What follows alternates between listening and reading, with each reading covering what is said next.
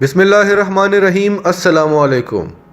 आज सच टीवी उर्दू आपके साथ जो शेयर करने जा रहा है उससे आपको अंदाज़ा हो जाएगा कि पाकिस्तान और इंडिया की जंग अब होने वाली है। मज़ीद डिस्कस करने से पहले आप हमारे चैनल सच टीवी उर्दू को सब्सक्राइब करें और बेल आइकन पर क्लिक करें ताकि हमारी आने वाली तमाम वीडियो से आप बाखबर रहें। इस जंग में ईरान, तुर्की और अफ़गानिस्तान समेत कौन कौन से ममालिक हमारे साथ इस जंग में शामिल होने जा रहे हैं। हम नेमतुल्लाह शाह वली की पेशन गोइयों के सिर्फ उस हिस्से को टच करेंगे जो उन्होंने इस जंग के बारे में लिखा है।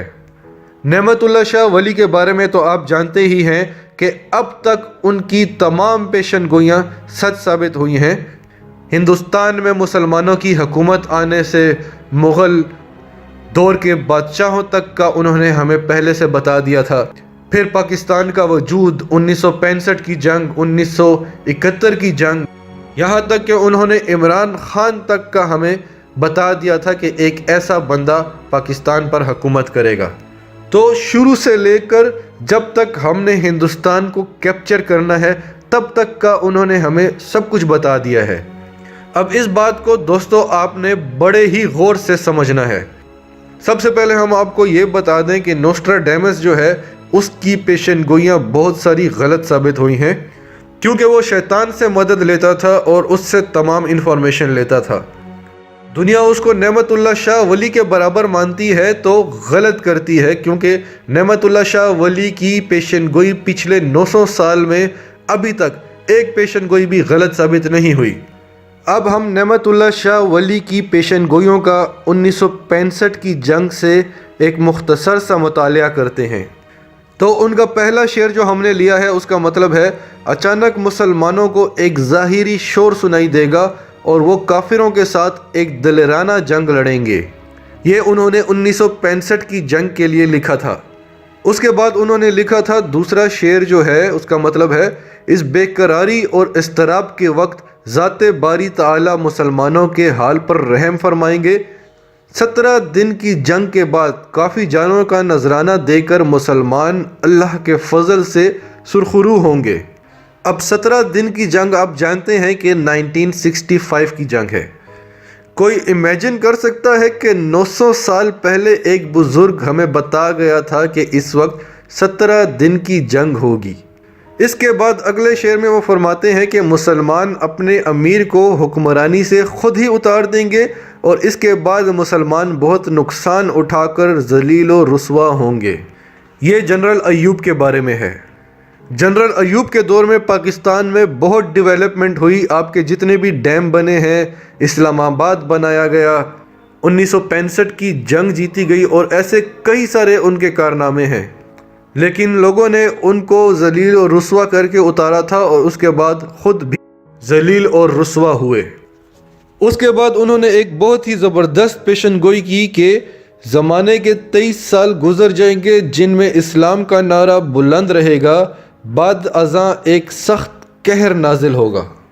यानी 1947 से लेकर 1970 तक के 23 साल और उसके बाद 1971 में अल्लाह ताला का अज़ाब नाजिल हुआ जब पाकिस्तान के 2 टुकड़े हो गए।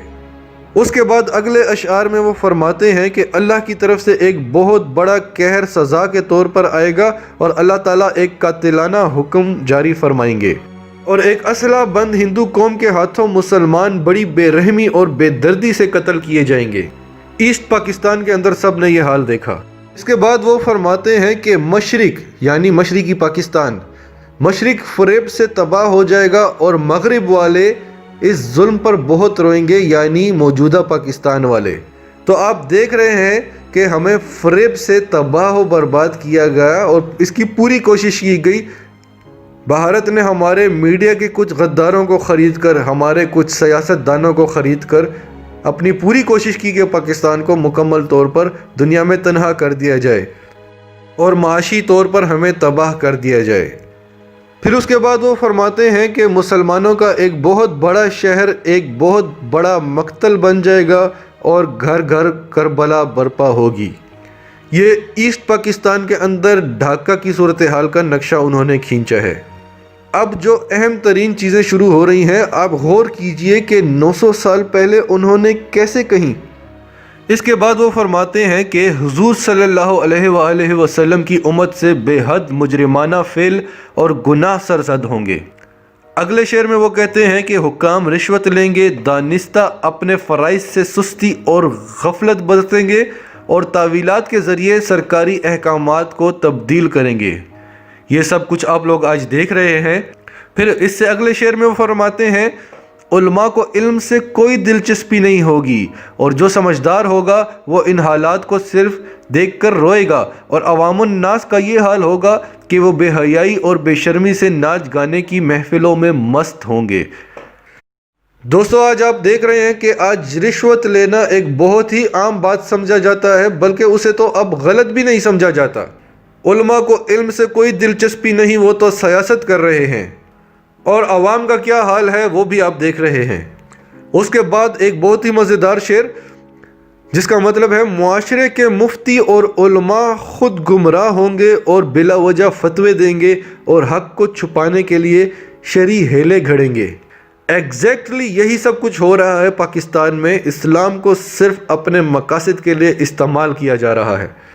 اس کے بعد وہ فرماتے ہیں دین اسلام کے احکامات یوں مٹ جائیں گے کہ جیسے شمع بجھ جاتی ہے، عالم جاہل بن جائیں گے اور جاہل عالم بن جائیں گے۔ آج آپ دیکھتے ہیں دوستو کہ جس جاہل کے ساتھ بھی آپ بات کریں گے وہ اپنا آپ عالم دکھانے کی ہی کوشش کرے گا، بالآخر آپ کو ہی ہار ماننی پڑے گی۔ اس کے بعد انہوں نے کیا کہا کہ تم یہ دیکھو گے کہ قاضی کی من پر جاہل ترین لوگ براجمان ہوں گے جو عوام سے ہر بہانے سے رشوت طلب کر کے فیصلے کریں گے۔ آج آپ دیکھ رہے ہیں دوستو، سرکاری دفاتر میں کوئی میرٹ نہیں ہے، کیسے کیسے لوگ کیسی کیسی کرسیوں پر بیٹھے ہوئے ہیں۔